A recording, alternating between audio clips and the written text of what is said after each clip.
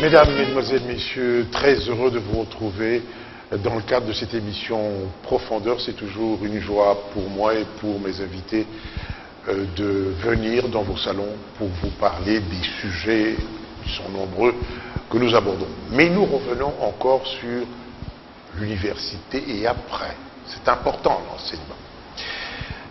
Les étudiants ont parlé, ils se sont plaints, certains de la qualité de leurs enseignants, d'autres de leurs propres défauts qui consistaient à ne pas investir beaucoup d'efforts dans leur enseignement, d'autres encore dans la compétitivité qu'ils rencontraient et qui était rude sur le chemin du travail.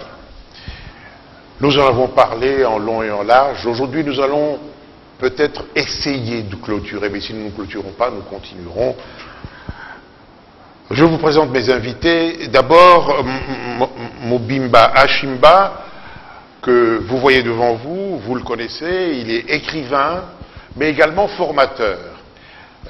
Je vous dirai à l'occasion ce qu'il entend par formateur.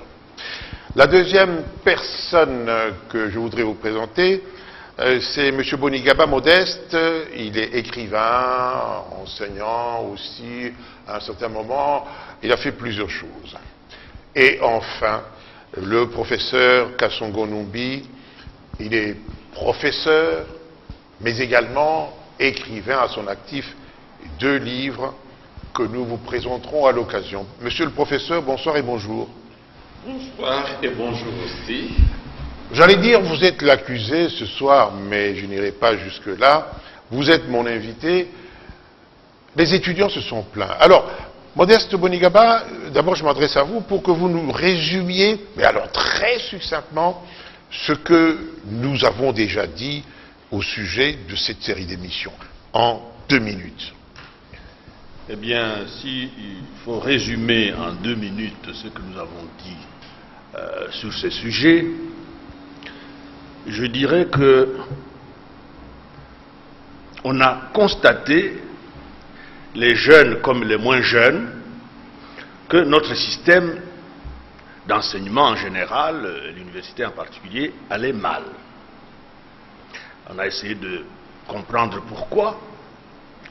Et là, on a énuméré un certain nombre de causes, parmi lesquelles, au niveau de l'enseignement supérieur en tout cas, on a estimé que la descente aux enfers a commencé au début des années 70, déjà.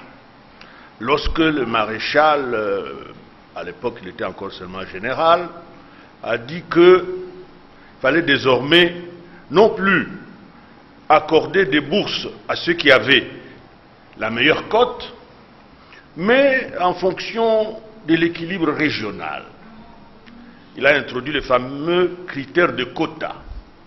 Et donc, du coup, il n'était plus question de seulement avoir un bon pourcentage, mais il fallait se retrouver dans un bon camp. Dans un bon camp, parce que si vous êtes 80 dans votre province à avoir obtenu 80%, vous n'irez pas tous à l'université. Si le quota prévu pour chaque province est de 50 par exemple, il n'y aura que les 50 qui auront leur place à l'université, les autres devront rester ou aller ailleurs, mais pas à l'université. Pas à l'université, et ceux qui ont obtenu moins de 60% peut-être, mais dans une province où il y a de la place, eh bien eux, ils étaient autorisés à aller à l'université. C'était le point de départ, c'est ce que nous avons dit ici. Et ça a continué avec la création de l'UNASA, où là encore, ça va renforcer cette politisation à outrance de l'enseignement, c'est-à-dire qu'au moment où il faut donner des points, il y a une intervention extérieure à l'autorité académique pour dire non, pour celui-là, il faut absolument qu'il ait telle cote. Donc, bref, on a dit, le système est aujourd'hui malade, maintenant comment en sortir? Et là, on a estimé que on ne pouvait pas faire l'économie de la sélection. Qu'il faut revenir à la sélection parce qu'on ne peut pas considérer sélection que rigoureuse, parce qu'il faut considérer que seuls les meilleurs doivent être effectivement retenus pour aller le plus loin possible dans les études. Et donc considérer que ce n'est pas seulement l'université qui forme, il y a d'autres structures qui forment tout aussi, comment dirais-je, utilement, parce que le pays a besoin de tout le monde, pas seulement ceux qui ont fait les grandes écoles, mais aussi tous les autres. Donc il faut revenir à une organisation telle que, effectivement, l'excellence, la qualité supérieure soit privilégiée. D'accord. Merci, Monsieur Bonigaba. Alors, professeur Kasongo-Numbi,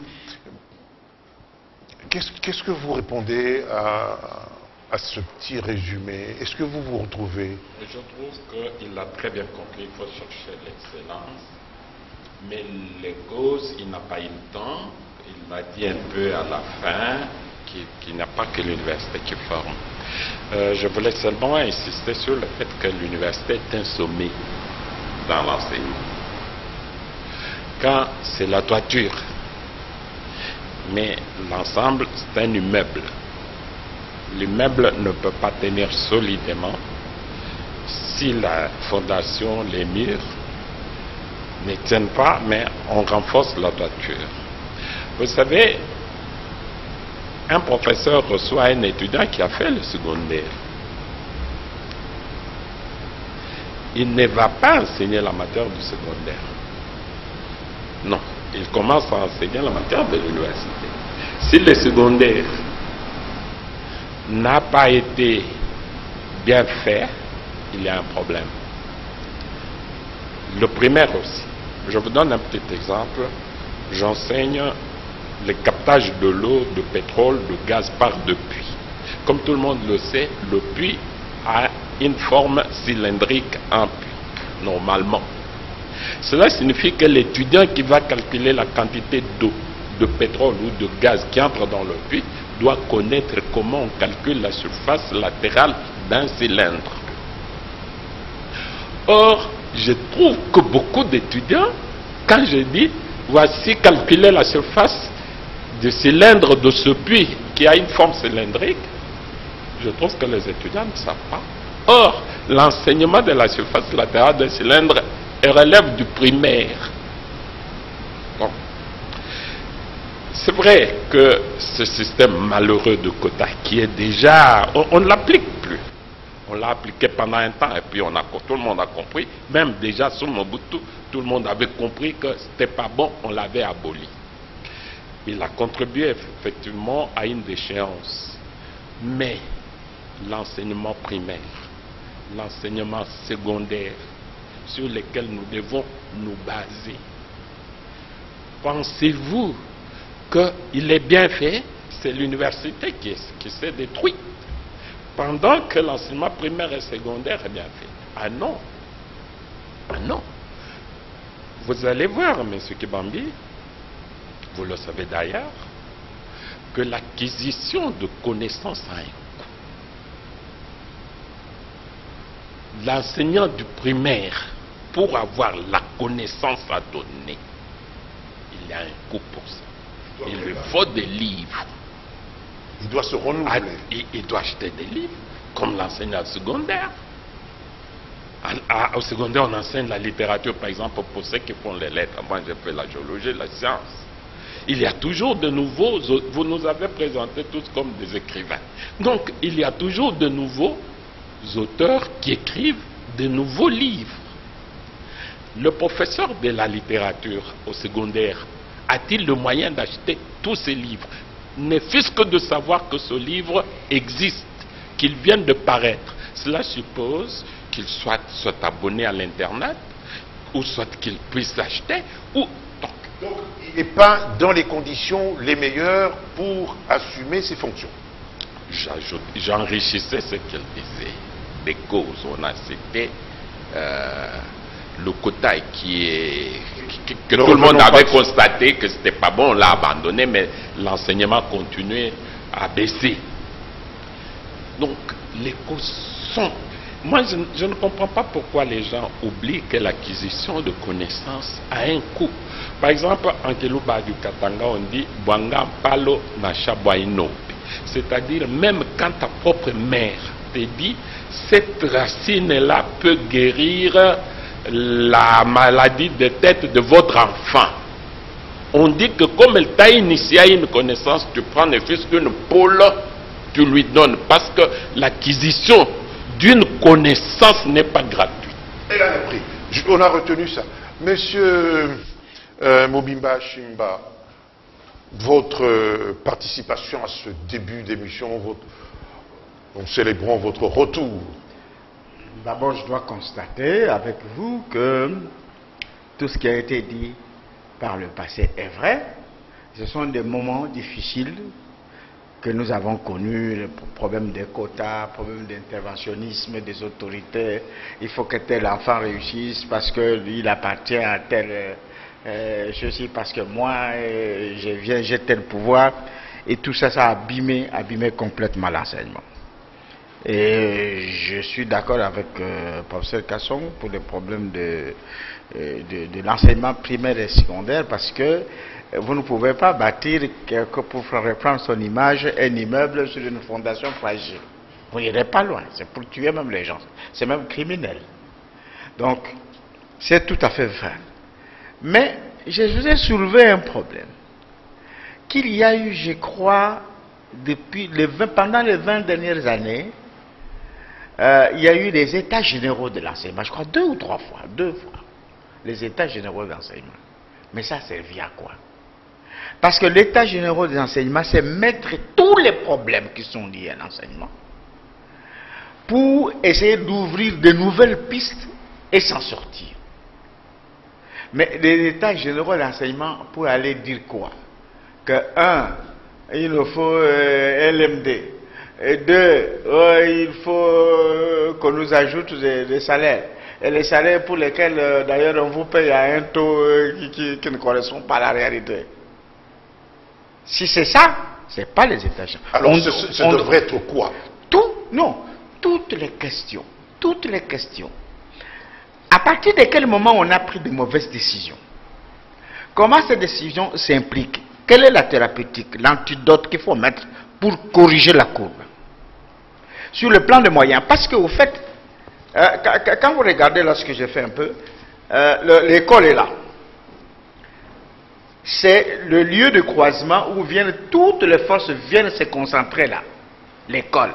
Parce que c'est la société de demain. C'est nous demain.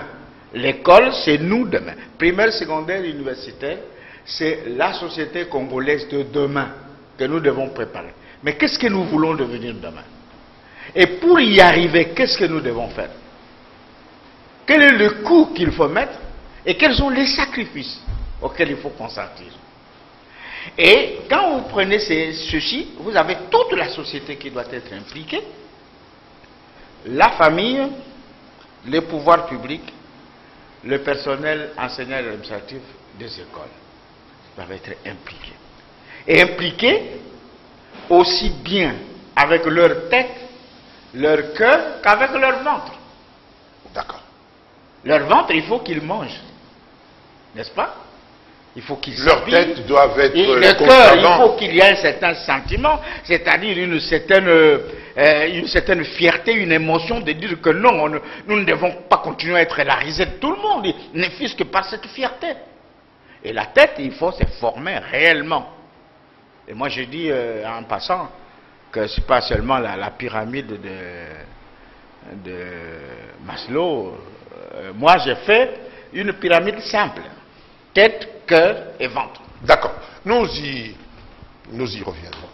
Professeur Kasongo, pour un enseignant a besoin des moyens d'abord pour se nourrir lui-même d'abord du savoir. Et ce savoir a un prix. Est-ce que c'est seulement cela? Non, ce n'est pas seulement cela. Vous avez choisi un sujet qui qui conditionne tout même le développement de notre pays, l'émergence de notre pays. C'est ce sujet que vous avez choisi. Vous avez bien sûr ouvert une parenthèse qu'on peut ne pas terminer aujourd'hui parce que c'est vaste. Je ne veux plus revenir sur le coup, je veux revenir sur le coup un peu brièvement et aller sur le problème dont a parlé mon collègue Bonigaba de l'excellence, de la recherche de l'excellence. Le coup. Lorsque je sors de la faculté d'agronomie où j'enseigne, je rentre en ville où j'habite, je vois à la faculté d'économie et des sciences politiques les étudiants qui étudient par la fenêtre, parce qu'il n'y a pas suffisamment de place à l'intérieur. Si vous allez à Lubumbashi, c'est pareil. Si vous allez à ces facultés-là des sciences politiques, vous allez voir que beaucoup d'étudiants se disputent la vue du prof à partir de l'extérieur par la fenêtre. Parce que quand moi je suis entré à Lobanian en 70, c'était une université pour 4000 étudiants. Il y en a 20 000 aujourd'hui au minimum. Sans qu'on ait construit un seul auditoire de plus. Il y a un coût. Au lieu de dire le prof est corrompu et tout, je ne nie pas ça. Il y a un coût. Si les gens pensent que ce coût n'est pas utile, je vous dis, les étudiants qui sont dehors, en train de se disputer, de se pousser sur la fenêtre pour voir, sans compter que ceux qui sont à l'intérieur sont debout, et même parce que s'ils s'assoient, ils occupent beaucoup de place. Personne ne paye ce coût. Ce n'est pas le professeur qui va le payer. L'enseignant du primaire, qui ne peut acheter aucun livre, celui du secondaire, pareil. Il y a un coût. Maintenant, en ce qui concerne l'enseignement de l'universitaire, il a surtout un grand coût parce que la science évolue chaque jour dans tous les domaines, y compris les lettres, les sciences qu'on appelle exactes. Pour les avoir, il y a beaucoup de voies. Je prends par exemple 3. Il faut participer à des colloques internationaux, des symposiums. Parce que c'est là que les chercheurs disent « j'ai découvert ça ». Vous pensiez que le cancer s'est soigné comme ça? Non, on a découvert ceci. Vous pensiez que pour jeter un pont sur une rivière, il fallait utiliser le béton de cette façon. Nous avons découvert que si on utilise... Donc, c'est à cet endroit-là que les nouvelles connaissances sont données. Le professeur doit payer le billet pour y aller. Il séjourner, si ça dure 4 jours, payer l'hôtel et rentrer. Qui paye ce coût? Une autre voie d'avoir des connaissances, c'est d'acquérir des publications. Parce que c'est là qu'on publie de nouvelles connaissances. Cela suppose un abonnement à des revues internationaux et payer. Qui paye ce coût? Une autre façon d'avoir la connaissance, par exemple par Internet, il faut avoir un abonnement à grand débit pour charger des images, de tout. Qui paye ce coût? Venir comme ça dire, on a dit que l'enfant de tel passe, c'est vrai, mais ce sont des épiphénomènes. D'accord. Si nous vous suivons, pardon, si nous vous suivons, on sera tenté de dire, alors, puisque nous n'avons pas de moyens, arrêtons. Ah non, il y a quelqu'un qui doit payer le coût, hein. On ne peut pas arrêter. Ah bon? Ah, il y a quelqu'un qui doit payer le coût. Moi, je vous dis par exemple, en 2006, je quitte la diplomatie, je rentre à l'université, je commence à travailler, je demande à un collègue, mais quand on veut se soulager, on fait comment? Le collègue me répond, ah mon cher, on se prépare avant d'arriver. Donc avant de quitter la maison, on se prépare. Je comprends tout de suite que l'université est devenue un lieu où tu arrives vite et tu donnes ton cours et tu rentres. Parce que si tu traînes comme on traînait dans les labos, en train de travailler à la bibliothèque, dans les labos, et si tu as un besoin, tu t'étais certes préparé avant de venir, parce qu'il n'y avait pas de toilette. Mais, à tout honneur, et à tout seigneur, tout honneur, c'est pourquoi je vous dis qu'il y a un coup, le professeur Machako est devenu ministre de l'enseignement, et on a lancé la réflexion des universités. Maintenant, nous n'avons plus besoin de nous préparer avant de partir. Donc il y a un coût que quelqu'un doit payer. Et ce quelqu'un, c'est qui? C'est bien entendu l'État. Dans les à moins qu'on en universités trouve un autre. Oui, parce qu'il y a des enseignements maintenant, l'État, je vais détruire une idée qui est chez le prof et que je n'approuve pas. Hein? Je ne veux pas dire beaucoup de choses là-dessus. Dans tous les pays du monde où j'ai voyagé, les chercheurs ne sont pas payés pour faire la recherche par l'État comme on le pense aujourd'hui chez nous. Non. Qu'est-ce que l'État a fait? Il leur donne un salaire suffisant, mais ça n'a jamais suffi pour la recherche. L'État leur facilite l'expertise dans le pays. Dès qu'il y a un problème d'expertise, on confie ça de préférence aux professeurs. À ce moment-là, l'État gagne.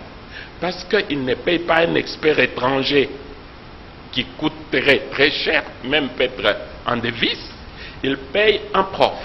Le prof, en faisant cette expertise, qui aujourd'hui est donnée presque à 99% aux bureaux, soi-disant internationaux, qui envahissent des anciens étudiants, qui ont le même niveau que nos étudiants. Nous, le prof, nous apprenons seulement qu'on a étudié. Tout le projet qui se passe ici, INGA 3, INGA 4, ça a été confié à quelle faculté? Tout ce projet, Bukangalonzo, je suis à la faculté d'agronomie, tous ces projets qui se passent dans ce pays, là, alors que les pays développés ont compris, on ne peut pas payer le prof.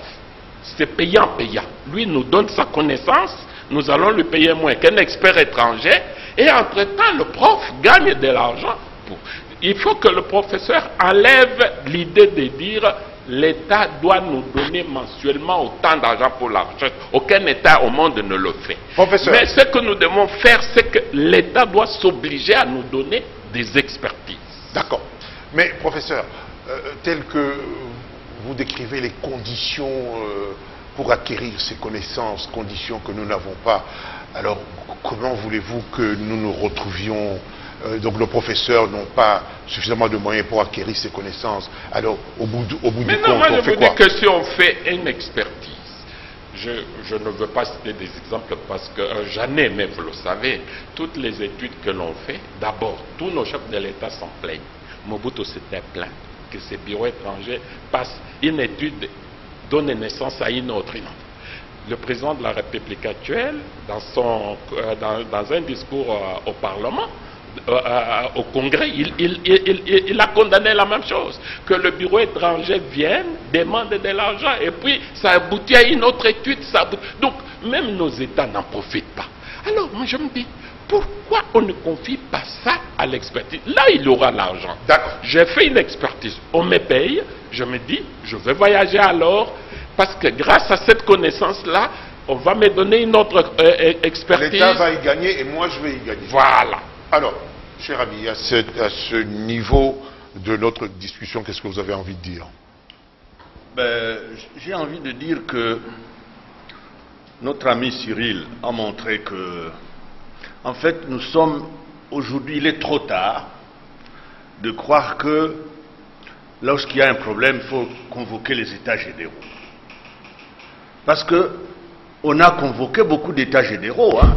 Les États généraux de l'enseignement, les États généraux de la culture, les États généraux de l'armée, ainsi de suite. Aujourd'hui, le mal est tellement profond que, à mon avis, les seuls États généraux qui vaillent, c'est les États généraux de la gouvernance globale. Parce que si vous isolez chaque fois un secteur, vous dites, bon, qu'est-ce qu'on fait pour l'éducation? Oui, mais vous oubliez que l'environnement général est tel que vous ne pouvez pas régler le problème de l'éducation de façon isolée. La même chose pour l'agriculture, pour la culture, pour tous les secteurs de la vie nationale sont dans un état tel que finalement c'est le problème de la gouvernance qui se pose. Oui, moi je voudrais discuter un peu avec vous. Quand vous regardez, puisque le professeur a parlé de l'enseignement primaire et secondaire, quand vous regardez les programmes de nos amis français, là aussi on se plaint qu'il y a des enfants qui arrivent jusqu'au bac, enfin pas jusqu'au bac, qui terminent les primaires sans savoir lire ni écrire. Le problème là devient compliqué. Eux, ils ont les moyens, mais ils arrivent quand même à cette solution. Comment nous en sortir? Là, c'est marginal. Chez eux, c'est marginal. C'est ça la réponse. Chez nous, c'est général. C'est ça la réponse. Alors, mais monsieur Mobimba, ne riez pas. Non. Ben, on rit, malheureusement, on ne devait pas rire. On devait en pleurer. Moi, j'ai montré dès le début, là.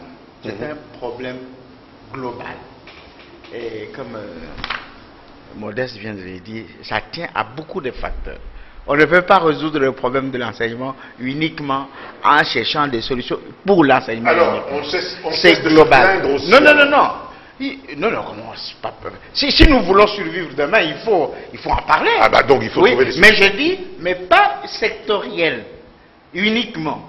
Il faut d'abord... L'ensemble, le problème est profond et il est global et général. Il tient à tous les domaines. Néanmoins, nous pouvons discuter de certains aspects. Par exemple, le professeur Kassongo vient de soulever la question, c'est Modeste qui a parlé des valeurs, de l'enseignement de l'excellence. Mais vous ne pouvez pas faire cette excellence si vous n'avez pas résolu un certain nombre de problèmes. Voyez. Il a parlé de missions, d'expertise à confier à des nationaux. Je vous assure, chaque fois que je passe sur le pont Makelele, je me dis, je pense toujours à ça, parce qu'on était prêt à aller chercher ailleurs. Mais on a confié ça à l'armée, à notre armée. Il y a des ingénieurs dans l'armée bien outillés. Ce sont eux qui ont conçu les ponts. Et ça marche jusqu'aujourd'hui sans trop de problèmes. Donc, nous avons des... Mais nous sommes déconnectés. J'étais dans l'enseignement supérieur du moment de l'UNASA et tout ça. J'ai quitté pour aller dans les affaires. Dans le privé. Dans le privé, dans les sociétés, dans l'industrie et le commercial.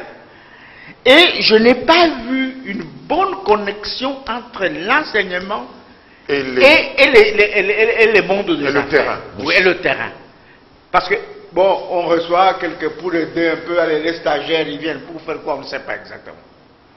Alors que la société devait s'arrimer. Et même au niveau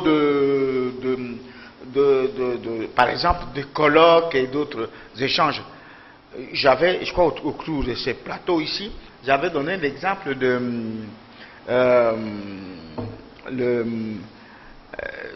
la consolidation, je vais dire la certification des connaissances. Par exemple, en France, les gens qui sont restés longtemps dans les affaires, dans l'industrie, même s'ils n'étaient pas universitaires, mais je peux citer, malheureusement, je ne vais pas citer les noms ici, nous en avons. Vous pouvez. Nous en avons.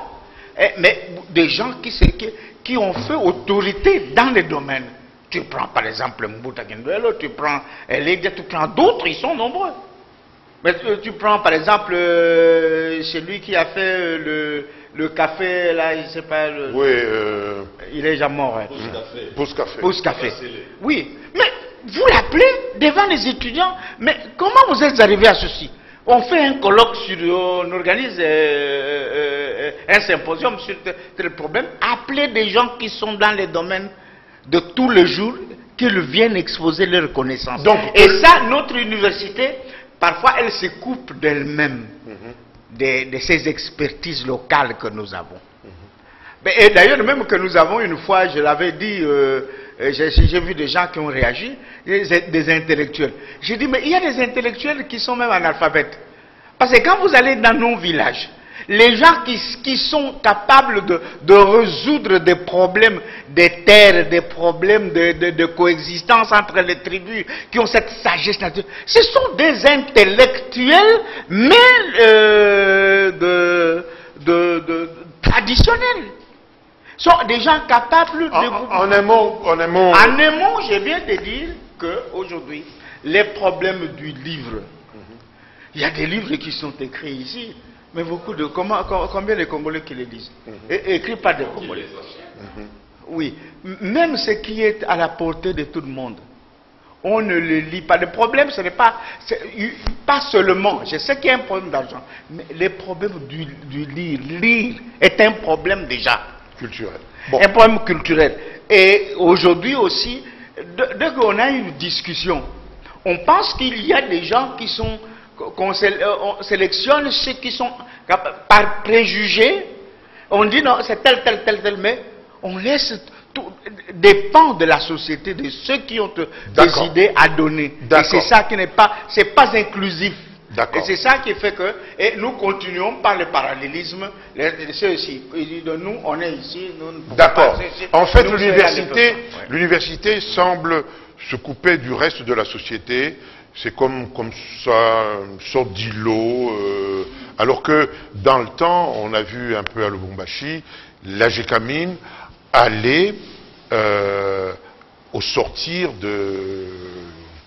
des universités, attendait des étudiants et d'ailleurs assistait même au fonctionnement de certaines facultés pour ensuite les embaucher. Professeur, nous allons bientôt conclure. Ouais. Alors, vous sembliez comme ça rejeter certaines vérités qui sont quand même qui existent dans notre société. Vous dites corruption, oui, mais alors vous balayez ça comme par le revers d'une main. Malheureusement, on n'a pas tout le temps. Je voulais seulement que les choses qui paraissent, dont on parle trop, il faut aller bien. Moi, je vous dis, et ça c'est vrai, je ne vois pas un professeur non corrompu qui a un cours en temps avec des étudiants qui sont très bien, qui veulent savoir, mais qui étudient par la fenêtre. On peut minimiser ce problème, hein. Vous pouvez aussi le balayer de revers de la main. Ok. Bon, ça va. Non, c'est ça la profondeur. Parce que nous sommes dans une mission profondeur. Je peux bien préparer mon cours, je peux me trouver devant des étudiants qui veulent bien le suivre. Mais si la moitié le suit dehors par la fenêtre en se bousculant, ça ne va pas. Et ceux qui sont dans la salle où l'air n'est pas conditionné, ils transpirent, ils se croisent, ils prennent. Non, ça, c'est la profondeur. D'accord. Bien sûr, il y a autre chose. Oui. Professeur, on a parlé de l'excellence. Oui. On va terminer. Je risque de ne pas en parler. Oui. Non. Je voudrais vous dire, l'enseignement tel qu'il se donne, dans les conditions dans lesquelles cet enseignement se donne, mais il conduit à quoi? Moi, quand j'arrive, parce que la faculté de pétrole et gaz qui a été créée n'a aucun local. Quand j'arrive chaque jour, ou bien je téléphone avant, le CP commence à chercher dans toutes les facultés, dans toutes, où est la salle vide. Il arrive, il trouve une salle vide, il y a des étudiants qui disent c'est notre salle, ils se cotisent. Ils donnent qui 200 francs, tout ça, ils arrivent à un montant pour louer cette salle-là pour 2 heures, par exemple. J'arrive, j'attends dans mon bureau, et ça m'arrive très souvent de rentrer parce qu'ils n'ont trouvé aucune salle libre. Parce que l'université était construite pour 4000 étudiants, il y en a 20 000. Donc, plusieurs fois, j'arrive, mais l'année académique touche à sa fin, moi je n'ai pas enseigné, faute de locaux. Tout ça, il ne faut pas les balayer de la main, je vous en prie. Hein. On peut le prendre comme des problèmes légers, moi je ne le prends pas pour des problèmes légers, mais pour arriver au problème d'excellence, effectivement, même dans ces conditions difficiles, il y a des professeurs qui ont un niveau international et qui voyagent. Il y a des étudiants qui sont bien formés, la preuve est que nous sommes, si pas le plus, le pays qui a donné le plus de médecins et de cadres en Afrique du Sud, dans tout le pays d'Afrique. Pourtant, nous sommes francophones, donc nous avons une barrière linguistique. Ça n'empêche que nos étudiants, qui terminent dans différentes facultés, ont envahi. Là-bas, il y a l'exigence de l'excellence.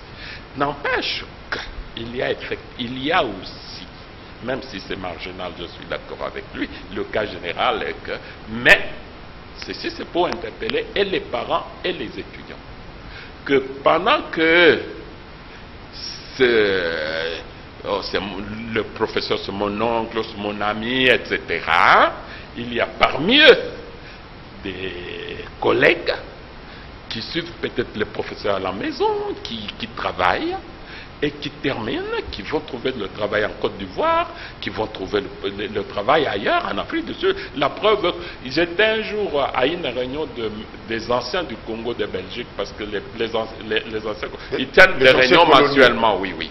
Alors j'étais à une réunion, un s'élève, il dit, on nous dit que nous n'avons pas formé en Afrique, c'est seulement les Anglais et les Français qui ont formé. En Afrique du Sud, le plus grand nombre de médecins, c'est de quel pays? Anglophone ou francophone? C'est le Congo. Il s'en vantait. Il dit, nous, en n'allant pas verticalement, en prenant une petite élite pour aller verticalement, nous, le Belge, nous avons choisi d'abord de former la base générale, tout le monde. Maintenant, ça monte et nous avons déjà. Ils s'en vantent. Et c'est vrai. Donc, il faut que les étudiants sachent que pendant qu'ils sont dans le cours, ils courent derrière leurs relations et tout, il y a d'autres qui travaillent bien. Et la preuve que nous avons, si pas le plus grand nombre, si je crois ce médecin-là, nous avons beaucoup de cadres en Europe, en fait, qui ont terminé justement, chez je voudrais nous. vous prendre au mot et on en terminera. Je donnerai la parole aussi à Bonigaba. Mais chaque fois, vous dites, il y en a, effectivement, il y a des exceptions. Nous avons reçu des étudiants ici qui parlent très bien, qui organisent la pensée très bien. Mais vous parlez de l'extérieur, parce que le marché local ne peut pas les absorber. Non, vous le savez, on ne crée plus d'entreprises. Ici, c'est saturé. Même les entreprises qui existaient sont en train de mourir. L'ONATRA, la Gécamine, le chemin de fer.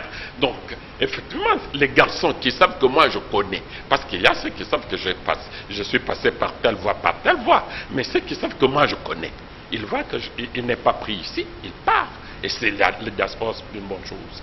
Mais pour être excellent, M. Bonigaba, là vous avez touché un grand problème. Pour être excellent, il faut qu'on sache à quoi sert l'excellence.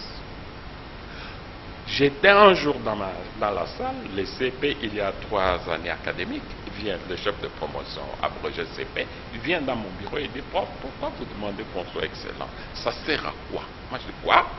Il dit, est-ce que vous voyez que dans ce pays, ce sont les meilleurs qui occupent des hautes fonctions, alors je vois, ça m'interpelle. Si je prends un assistant, que tous les collègues sachent que non, le prof Kassongo a pris cet assistant parce qu'il y a cet assistant ou cette assistante, parce qu'il y a des relations personnelles avec c'est son parent, c'est son ami. Donc j'ai envoyé un message aux étudiants que vous n'avez pas besoin d'être excellent. Vous avez besoin d'avoir de bonnes relations avec moi. Vous nommez des ministres qui n'ont pas de niveau. Vous envoyez un message à tous ceux qui observent qu'on n'a pas besoin donc d'être excellent pour être ministre. Imaginez-vous aux États-Unis, qui est un pays où les gens sont bien formés. Pour occuper le poste de ministre, le ministre passe un test au Sénat. Madame Clinton y a passé 5 heures de questions pour voir s'il est à la hauteur. Okay. Vous nommez un DG d'une entreprise. Lui-même commence à donner. Le ministre forme un cabinet. Les gens constatent que le cabinet du ministre n'est pas basé sur l'excellence. Alors cet étudiant, jusqu'aujourd'hui, je n'oublierai jamais. Effectivement, les enfants observent. Ils disent que pour être dans un cabinet de ministre, on n'a pas besoin d'être excellent. Pour être assistant d'un prof, on n'a pas besoin d'être excellent. Donc, il faut que par chaque acte, nous montrions qu'on a intérêt à être excellent. D'accord. Commentaire de Bonigaba et puis on donnera la parole à Mobimba. Je crois que là, on a touché vraiment le cœur du problème. Parce que comme nous l'avons dit, que historiquement, nous avons eu à la tête de ce pays quelqu'un qui disait il n'y a pas d'université pour être président de la République. Bon, les gens disaient mais effectivement, parce que lui-même qui en parle, quel cursus académique il a. Donc à partir du moment où on envoie ce message-là pour dire que peu importe le niveau d'études, le parcours, chancellor Copam, ça tue une société. Et c'est là où nous sommes aujourd'hui. Si nous voulons effectivement rebondir sur des bases solides et durables, il faut changer ce message et montrer qu'effectivement, l'excellence est la clé du succès. Le travail acharné, c'est ça la voie à suivre. À ce moment-là, l'étudiant ne va plus poser la question à quoi ça sert l'excellence. Merci. Mobimba. Moi, je termine par dire ceci, que chez nous, il y a un homme dans la société qu'on appelle l'anti-sorcier. C'est généralement un homme d'un certain âge qui était un sorcier reconnu qu'il tuait les gens, il faisait ceci, tout ça. Mais à un moment donné, il dit arrête, on ne tue personne, mais maintenant, moi, je vais lutter contre les sorciers et préserver la société. Et c'est un peu l'image quand j'ai entendu que l'Amérique, c'était des conquistadors qui sont partis derrière l'or, derrière le... À un moment, il dit non, on a fait trop de désordre, arrêtons-nous, organisons-nous. Donc nous avons besoin d'un anti-sorcier ici au Congo. Ça va être Kibambi, ou bien Modeste, ou bien professeur Kasson. Ou bien... Non, moi je suis incapable de faire ça. Quelqu'un qui doit dire arrêtons, il faut que nous sortions de cet état-là. Ça a trop duré. Ça a trop duré. Il faut arrêter pour dire qu'est-ce que nous devons faire, et au niveau de la famille, et au niveau de la ville, et au niveau de l'éducation, et au niveau de la gouvernance. Il faut arrêter, mettre un trait et recommencer. Là où nous devons recommencer, même si nous devons faire des échecs, on dit chez nous ici que c'est lui qui apprend à marcher doit nécessairement tomber. Et un bébé qui marche, qui n'est jamais tombé, il n'existe pas. Donc on fera des erreurs, mais pourvu que l'on sache que l'on a redémarré quelque chose. Sinon on tourne en rond et nous sommes dedans. D'accord. Alors, mesdames, mesdemoiselles, messieurs, comme vous l'avez constaté, cette émission ne peut pas se terminer comme ça. Il faut encore une fois y revenir. Mais moi, je pense, très modestement, qu'il faudrait que cette prise de conscience soit collective, que les parents sachent qu'il est de leur devoir d'encourager les étudiants, que les étudiants sachent que malgré le fait que notre enseignement soit au rabais, il y a quand même des jeunes gens qui se distinguent, qu'ils soient parmi ceux-là qui se distinguent, et que la société puisse regarder de ce côté-là les jeunes gens brillants, qu'on puisse les caser ici même, puisque on peut trouver de la place pour les meilleurs, et cette émulation fera que la société ira de l'avant. Merci, et nous nous retrouvons la semaine prochaine pour continuer, parce que l'impression, vous l'avez également, qu'on ne peut pas terminer comme ça. Nous souhaitons que ce débat que nous avons engagé puisse se poursuivre chez vous, quand vous serez à la buvette à côté, au restaurant, au travail le lendemain, que ça puisse bouillonner dans nos têtes, parce que l'enseignement, c'est l'avenir du pays. Bonsoir et bonjour, à la semaine prochaine.